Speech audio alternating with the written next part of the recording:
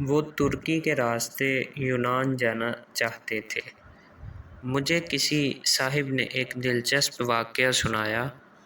وہ ترکی کے راستے یونان جانا چاہتے تھے۔ ایجنٹ انہیں ترکی لے گیا۔ یہ ازمیر شہر میں دوسرے لوگوں کے ساتھ برف باری کا انتظار کرنے لگے۔ سردیاں یورپ میں داخلے کا بہترین وقت ہوتا تھا۔ برف کی وجہ سے سیکیورٹی اہلکار مورچوں میں دبک جاتے تھے، بارڈر پر گشت رک جاتا تھا۔ ایجنٹ لوگوں کو کشتیوں میں سوار کرتے تھے اور انہیں یونان کے کسی ساحل پر اتار دیتے تھے۔ یہ ایجنٹوں کی عام پریکٹس تھی۔ اس صاحب نے بتایا، ہم ترکی میں ایجنٹ کے ڈیرے پر پڑے تھے۔ ہمارے ساتھ پنجاب کا ایک گندا سا لڑکا تھا۔ وہ نہاتا بھی نہیں تھا، وہ دانت بھی صاف نہیں کرتا تھا، اس سے خوفناک بو آتی تھی۔ تمام لوگ اس سے پرہیز کرتے تھے۔ ہم لوگ دسمبر میں کشتی میں سوار ہوئے۔ ہم میں سے کوئی شخص اس لڑکے کو ساتھ نہیں لے جانا چاہتا تھا۔ ہم نے اسے روکنے کی کوشش کی لیکن وہ رونا شروع ہو گیا۔ ایجنٹ کے پاس وقت کم تھا، چنانچہ اس نے اسے ٹھڈا مار کر کشتی میں پھینک دیا۔ کشتی جب یونان کی حدود میں داخل ہوئی تو کوسٹ گارڈ ایکٹیو تھے۔ یونان کو شاید ہماری کشتی کی مخبری ہو گئی تھی۔ ایجنٹ نے مختلف راستوں سے یونان میں داخل ہونے کی کوشش کی مگر ہر راستے پر کوسٹ گارڈ تھے۔ اس دوران اس لڑکے کی طبیعت خراب ہو گئی، وہ الٹیاں کرنے لگا۔ ہم نے ایجنٹ سے احتجاج شروع کر دیا۔ ایجنٹ ٹینشن میں تھا، اسے غصہ آ گیا۔ اس نے 2 لڑکوں کی مدد سے اس گندے لڑکے کو اٹھا کر یخ ٹھنڈے پانی میں پھینک دیا۔ وہ بیچارہ ڈبکیاں کھانے لگا۔ ہم آگے نکل گئے۔ ہم ابھی آدھا کلومیٹر آگے گئے تھے کہ ہم پر فائرنگ شروع ہو گئی۔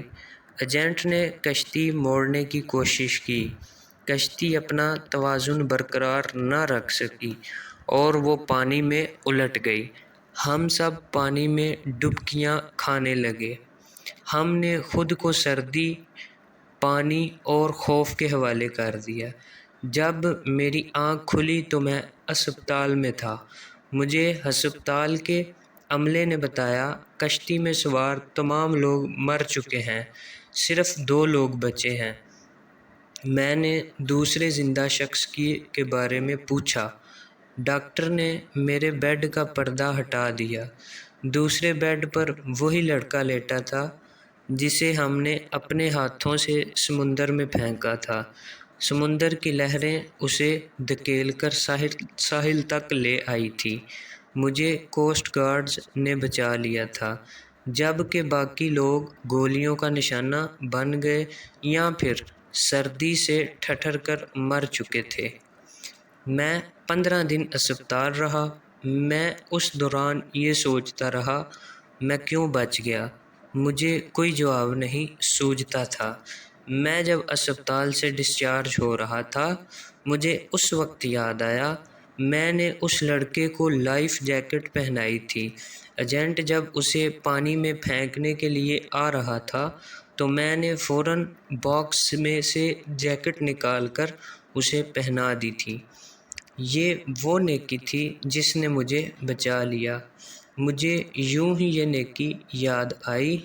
مجھے 6 ماہ کا وہ سارا زمانہ یاد آ گیا جو ہم نے اس لڑکے کے ساتھ گزارا تھا۔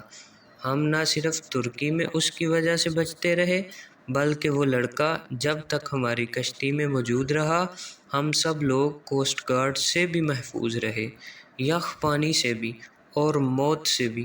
ہم نے جوں ہی اسے کشتی سے دھکا دیا، موت نے ہم پر اٹیک کر دیا۔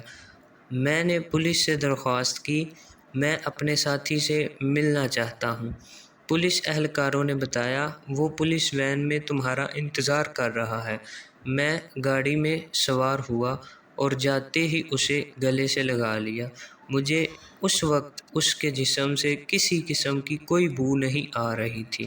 تب مجھے معلوم ہوا میرے ساتھیوں کو دراصل اس کے جسم سے اپنی موت کی بو آتی تھی۔ یہ ان لوگوں کی موت تھی جو انہیں اس سے الگ کرنا چاہتی تھی، اور وہ جوں ہی الگ ہوئے سب موت کی آغوش میں چلے گئے۔